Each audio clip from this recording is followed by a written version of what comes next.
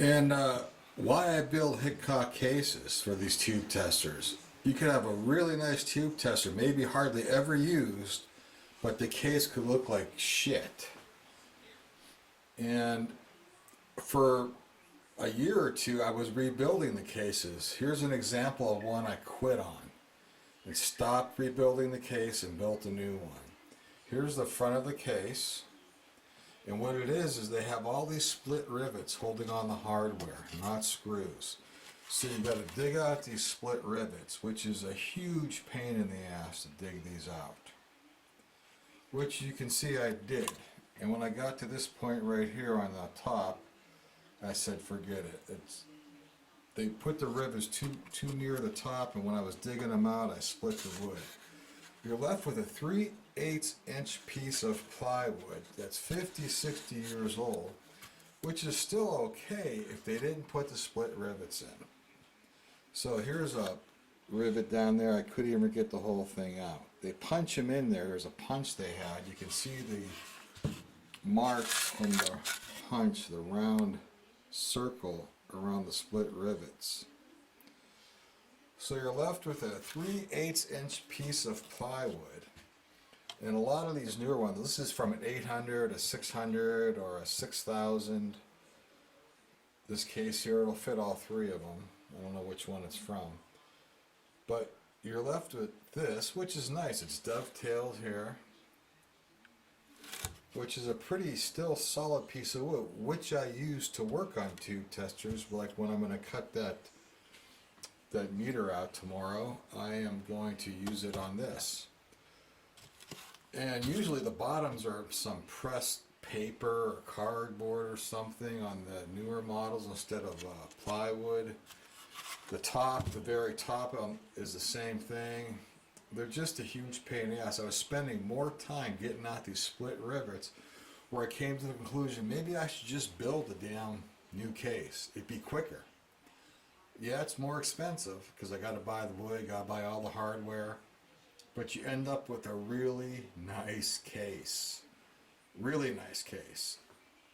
And I didn't know anything about woodworking before I started to do this, so I had to invest in table saws, had to invest in band saws, had to invest in a planer.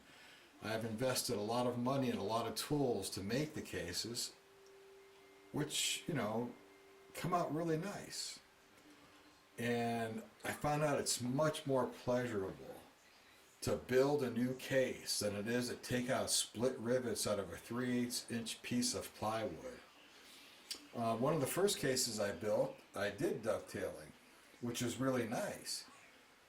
And because it was so nice and looked so nice, I dyed the case red, which took like 35 coats of dye. Man, I was just coating and coating. And the case came out really nice, but I'm just painting them. Now I paint them with a textured paint that's hard.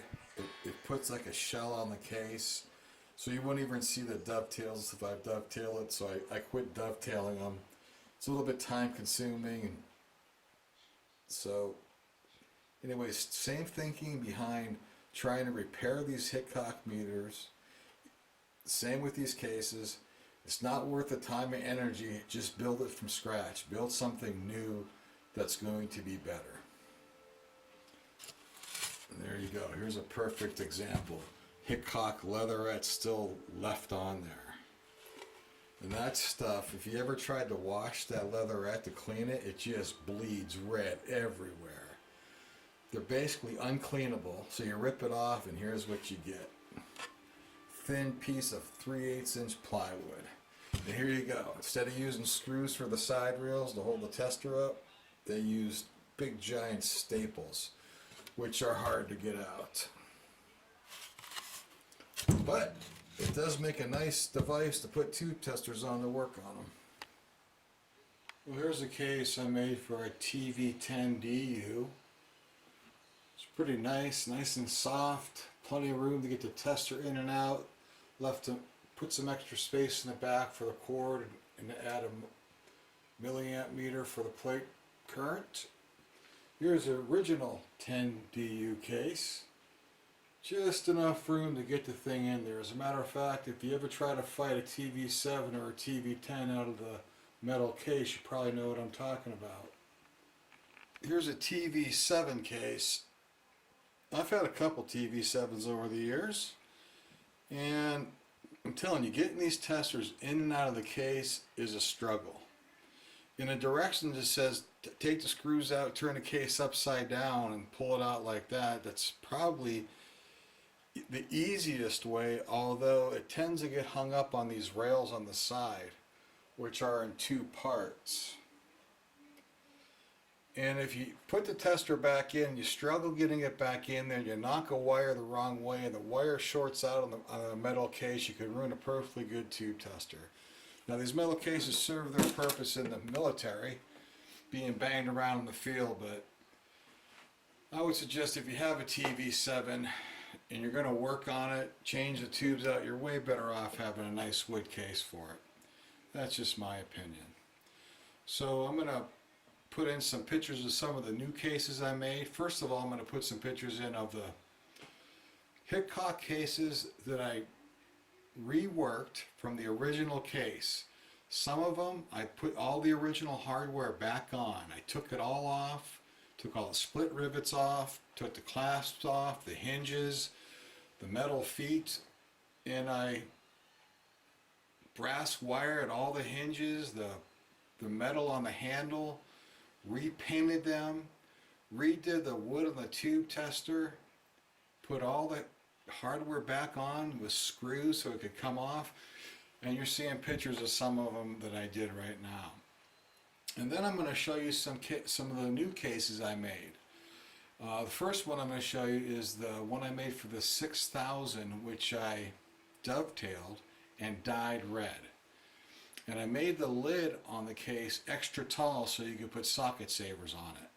All new hardware. Didn't particularly like the handle I put on this one, but it is a new handle, all new hardware, and it's dyed red. It's a beautiful case. So that's what's underneath the paint. So you could make these cases look really nice if you care about that. I prefer painting them. Dyeing them is okay.